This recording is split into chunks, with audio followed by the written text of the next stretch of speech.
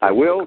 She will be arriving shortly, and the guest is Sunny Joy McMILLAN, and she has written a book called Unhitched, Unsick, Your Bad Marriage.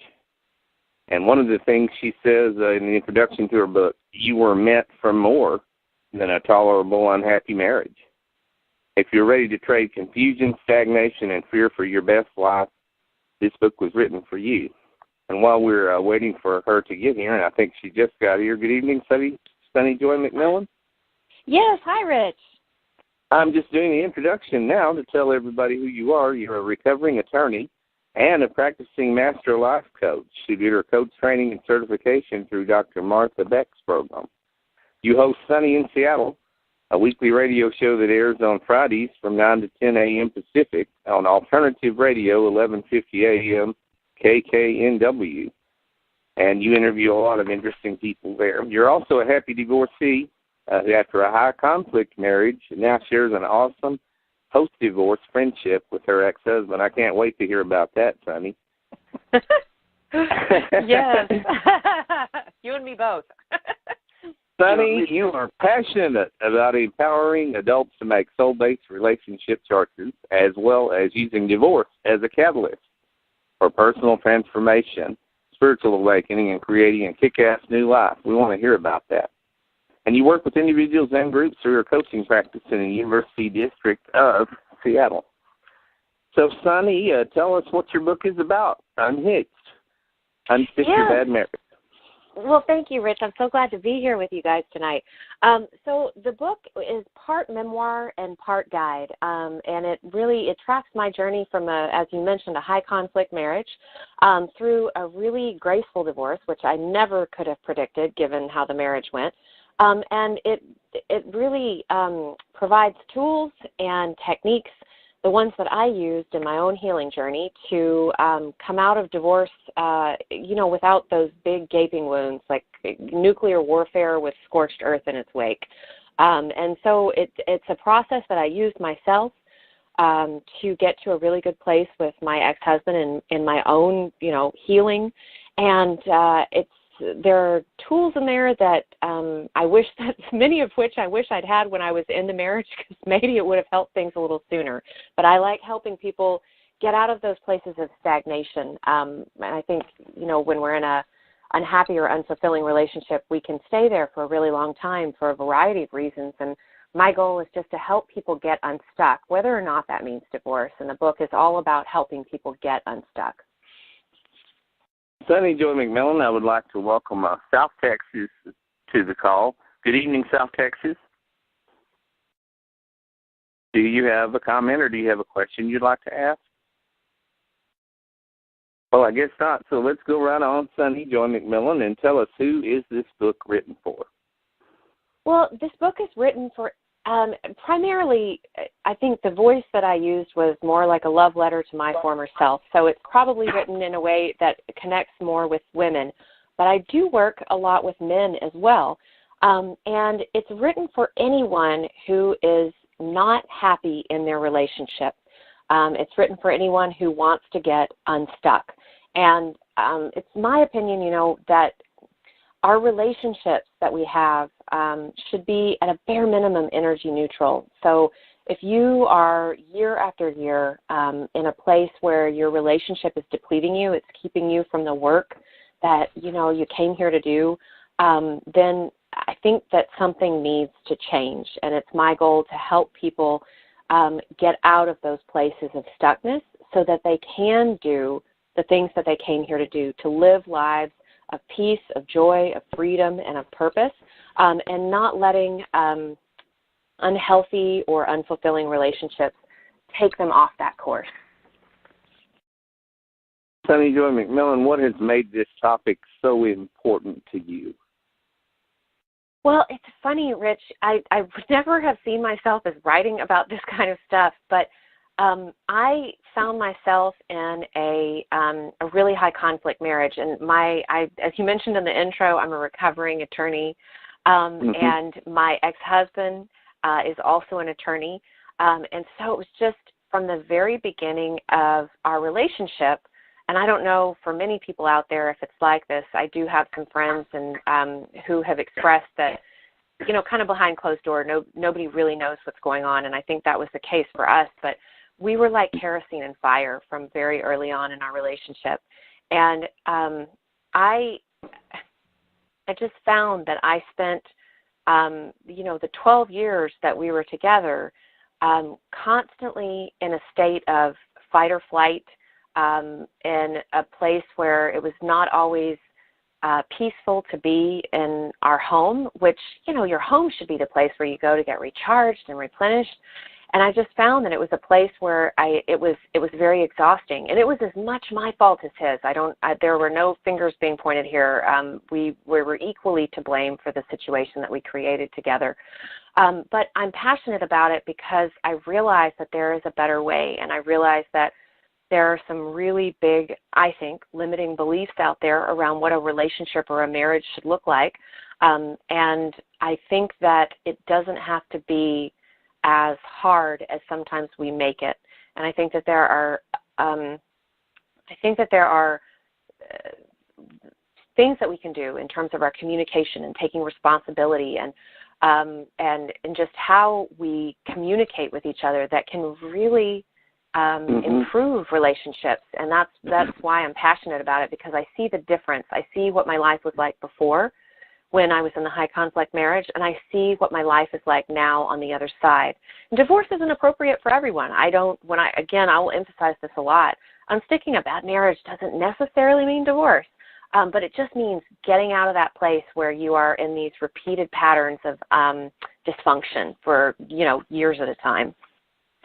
And Sonny Joy McMILLAN, taking a few notes from your book, I'd like to have you look back at some of what you went through. You talk about, you describe yourself as a recovering attorney. You talk about having been a Malibu Barbie.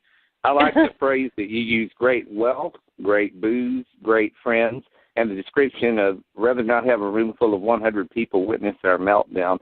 And then you talk about at one point sobbing in a restroom at a restaurant when there was conflict with you and the ex. And in Chapter 2, you talk about fresh ice going around, you making sure everybody had fresh ice at the New Year's Eve party, and there was another midnight kiss that was missed. Could you tell us a little bit about that background? Absolutely, yeah. So I will say, Rich, the thing that I think the overarching issue here is that I didn't realize it at the time. I didn't know there was any other way, but I had created an entire life around what I'm going to call the social self, and this actually comes from the work of Dr. Martha Beck. But when I found her work and I started reading, a lot of what she talked about really hit home. And so we have these two parts of our psyche, the social self and the essential self. And your social self is the part of you that develops in response to other people, your family of origin, your culture, teachers, your religious figures that may be important with your family. And so we do everything we can to please and not disappoint these people, even if it doesn't align with who we are in our most essential self. And of course, the essential self is the part of us that it doesn't matter if you're raised in the United States or in Asia or in Africa or what religion you are or any of those things. It's the part of you that transcends all of that. It's like you stripped of the bells and whistles. And what I realized was that I had created this entire life around my social self. I was incredibly concerned with appearances, and I didn't care at that point how miserable I was on the inside. All I cared was that other people approved of me from the outside. So I, was on all kinds of protocols and drugs and plastic surgery to make sure that I looked perfect on the outside. I never told anyone that there was this constant high conflict going on behind closed doors. We had a really beautiful life, and I have to give great thanks to my ex-husband who he was a very, very successful attorney. And so we had this, by our culture standards, like this life where, you're supposed to have it all. But I found on the inside I was incredibly empty. And like you mentioned, there were so many occasions when we'd be at a restaurant and I'm in tears, trying to hold it together because we're in a conflict, and I cry very easily. And my ex-husband, he's a very natural attorney, so I felt like there were so many times when I just lived on like the witness stand or lived in a deposition. So we're constantly just like, headbutting around all kinds of things. And it's just, Rich, there was so much water under the bridge. There was so much conflict. There were so many. And it sounds like it was pretty exhausting for you too, emotionally and psychologically. Oh, absolutely. Absolutely. And I hope that for those out there listening, if you relate to this, that when you're in constant relationship strife, it just takes away from so many other parts of your life. You don't have anything to give to anything else. And so it just got to a point where it was too much. And then there was this little small voice that had been there all along, this small, still voice inside that just said, this is not your right life. This is not how people are supposed to live. You're meant for more, and not like fancier or grandiose or anything like that. Because I tried to do that game. I tried to do the at that point, Sonny Joy McMillan, it would be accurate to say that your life was completely externally based at that point, wasn't it? Oh, absolutely. That's the only thing I cared about. And, you can, from my experience, you can maintain that for only so long. But there's so much research to suggest that the secrets that we keep take a horrific toll on our body, on our emotional and our physical well-being. And I just, there was so much stuffed in a closed closet that no one knew about, and you can only maintain that for so long before it really begins to take a toll and the cracks begin to show. Sonny, we have a caller here. Go ahead, from Northeast Texas. Go ahead with your question. She spoke about high conflict marriage and going from that to an amicable divorce. That describes my situation exactly. Me and my ex-wife, we really had a high conflict marriage, but we got a divorce, no problem, and we're still friends after 10, 12 years. We're still friends. I think maybe it has to do with the birth order. I'm a youngest child, and she's the only child. And but I just wanted to get what do you attribute what enables you to go from a high conflict marriage to an amicable to a friendly divorce?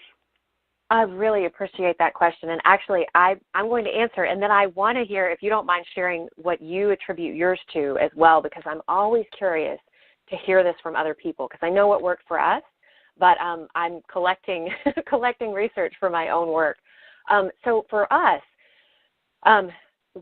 we, number one, when we decided to get divorced, we used the collaborative law model, and I was very surprised that it's not more well known or more prevalent, I think, and I feel very blessed that we were within, the law community in Austin, which is where we lived, and so we heard about this. But for those out there who maybe think that everything has to go to trial and a really awful courtroom situation, the collaborative law model has the parties agree that you don't ever go to court, which is awesome.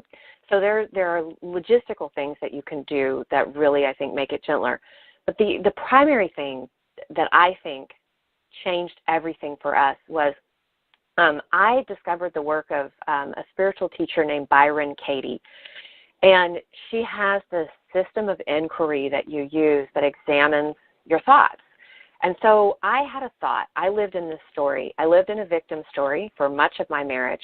And it was my ex-husband was a really easy scapegoat because he was a very gifted trial attorney. So he did very well in high conflict situations. And I, on the other hand, even though I was an attorney, that wasn't something where I was ever very comfortable. And so I had this victim story for so long that I was the victim of this hot-tempered husband who was hell-bent on controlling me. And so when I found this system of inquiry with Byron Katie, it basically takes the thought that you have. So I had this thought, I'm the victim of a hot-tempered husband who's going to control me. And it has you turn it a number of different ways. Like, can you absolutely know that that is true? And how about you turn it around and turn it to its opposite, turn it on yourself? And so if you do that, that thought that I had for so long would become, I was a hot-tempered wife who was hell-bent on controlling my husband. And I didn't like looking at that thought, quite frankly, at the very beginning, because I could blame him for a lot of things, and I could say that he instigated or whatever. But at the end of it all, if I really got radically honest with my part in things, I could absolutely find where I was a hot-tempered wife that was hell-bent on controlling him.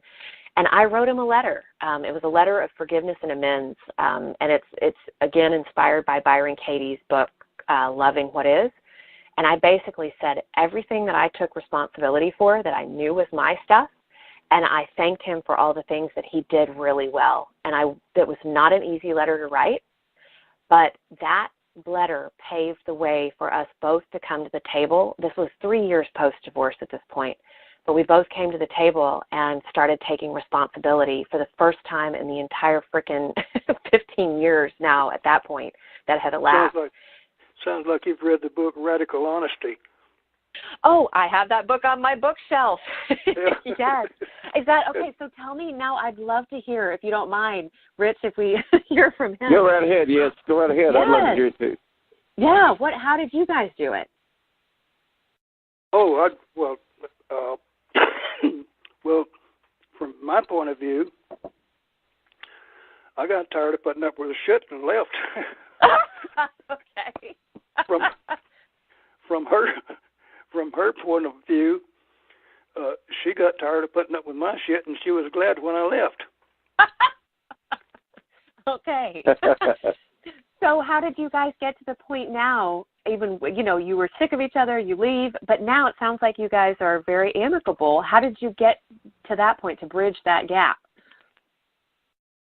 Well, like I say, from the first, as soon as I left, everything, we became friends again.